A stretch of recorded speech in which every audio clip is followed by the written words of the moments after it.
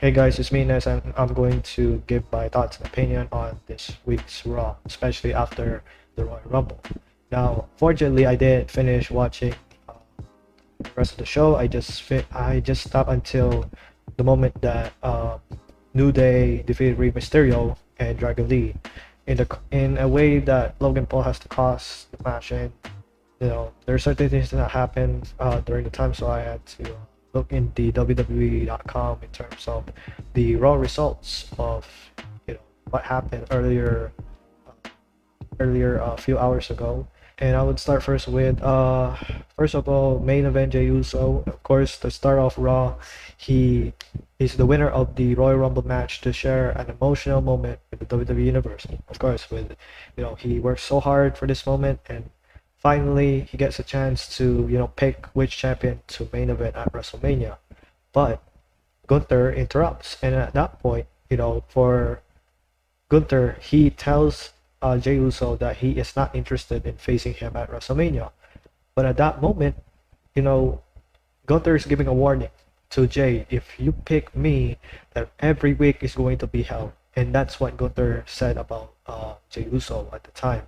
So Jey responded back, saying that no matter how people see me as a tag team, not a main eventer, or how all the things that people say about me doesn't prove to make you guys believe, don't worry, I will make them, prove that I would showcase that I'll make sure that everyone's going to believe what I'm trying to do. In terms of for him to prove everyone that he could, prove that he's the main event, and that's the thing that Jey is, fired up, and that's what I appreciate about Jey, is that they're trying to build out this type of thing with Gunther, because we already know that would be the result between him and Gunther. But Jey said he's gonna holla at Cody at SmackDown, and that moment Jay's gonna make a big decision to know which champion he's gonna go. It's obvious that he's going after the World Heavyweight Champion, and that's the case of how we see things.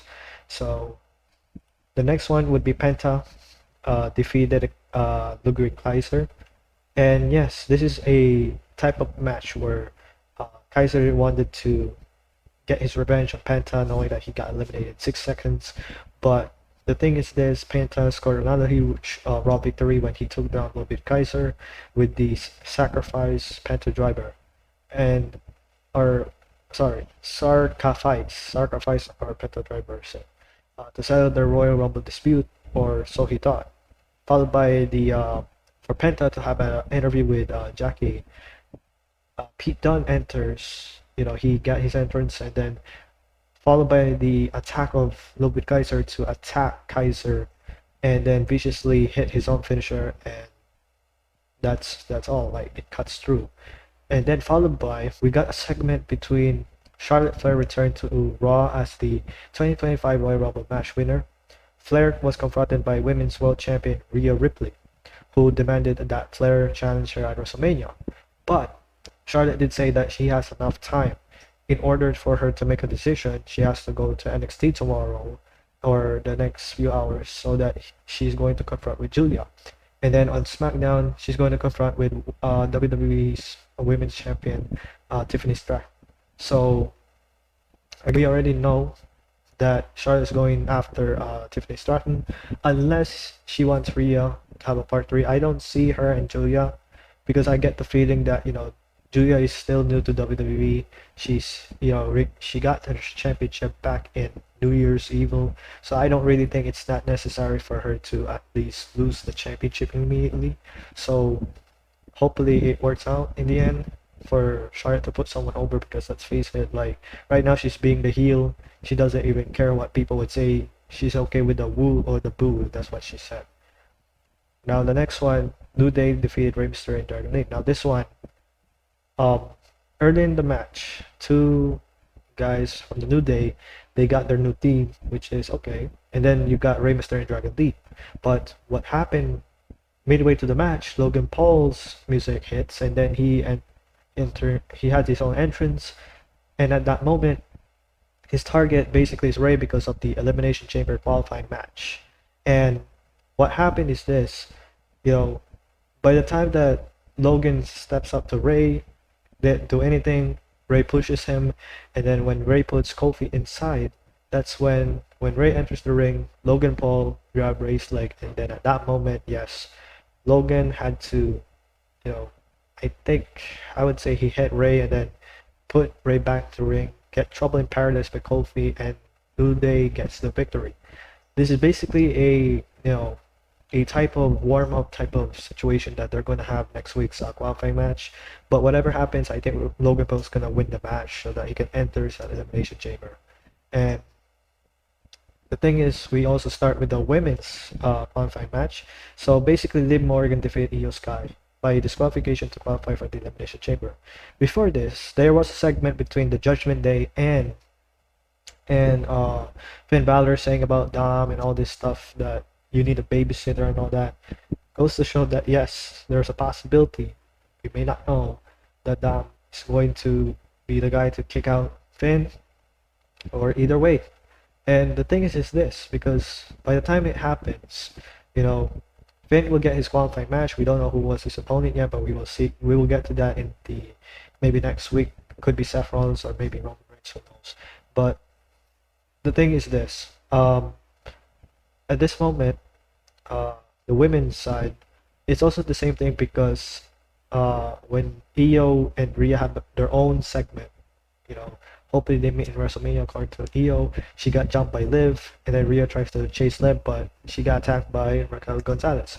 And that is when it happens during the match, where at the end of the, or almost at the end of the match, Liv Morgan got the win because Rhea Ripley was confronting with Raquel Rodriguez, and it caused some mayhem. And then at that point, yeah, Liv is declared to be part of the Elimination Chamber, but I get the feeling that Io is going to be part of it as well, because it's really unfair when you think about it. So I could see that from happening maybe in the next few weeks, because I think Elimination Chamber it only has like what 3 weeks more, or 4 weeks. So hopefully they make it right. And here's the thing. The next one is Sami Zayn hypes Seth Rollins, sorry. Seth Rollins hypes up Sami Zayn ahead of his Elimination Chamber qualifying match against CM Punk. This is another qualifying match where CM Punk versus Sami Zayn, and not gonna lie, like, it was alright for Seth to hype up Sami Zayn.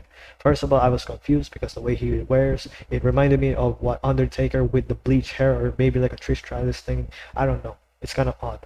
But anywho, after the hype of Seth to Sami, CM Punk entrance, or CM Punk's theme hit, and then that's when Punk and Seth were brawling in the ramp area in the ring. And then for Punk, he's going to prepare for his match. At the end of the match, they have an incredible showdown. I didn't watch this, but regardless, knowing that this is a good match, Sami Zayn and CM Punk had to fight their way through, and Punk earned his place inside the Elimination Chamber when he countered his opponent's Haluba kick attempt with the Go to Sleep, or GTS. And at that moment, yes, they were handshaking, followed by Kevin Owens enters and push Zayn to Punk. And here's the thing, because KO at that point is, he believed that Sami didn't help him. We could see them facing off at Elimination Chamber. It's already been, scheduled at that point that Sami Zayn's not going to compete for Elimination Chamber. We could see Kevin Owens, I guess, in the near future, but he's not going to win. So we could see him and Sami at Toronto, a one-on-one match. It would happen, and we could see them again maybe at WrestleMania, who knows. But what happened is that after KO pushed Sami to Punk, KO was the one who initially hit the package pile driver to Sami Zayn, and then there were reports that Sami's been stretchered out because of the attack. Basically, Kevin Owens got limped a bit because of the ladder match he had, and we could see them, feuding for the next few weeks. And I guess that's all. So basically, it was already declared that John Cena is already part of the Elimination Chamber, which in the press got, and CM Punk is already part of the Elimination Chamber. So that means next week we could see Logan Paul winning. I don't see Ray winning next week, but at the same time, for the women's side, I could see Io get her chance because it was unfair. hopefully they made it right. And then after that, maybe next week we will get maybe Seth qualifying match and all that. And that will be all for the Raw for February 3rd or after the Royal Rumble. So that's the video, guys. All I can say is that this show is okay. I really think that they really set up Elimination Chamber so that we are prepared. And all I can say is that give it a like, comment, and subscribe to the channel. Hit the bell for notifications. I know that this is just only a video for me to explain what's going on in Raw. I didn't finish the rest of the match, but regardless, I could say that this is a good way to start after Rumble, since we're in the road to WrestleMania at that point. And all I can say is that, again, thank you for watching, guys, and we will see each other in the next video. Peace.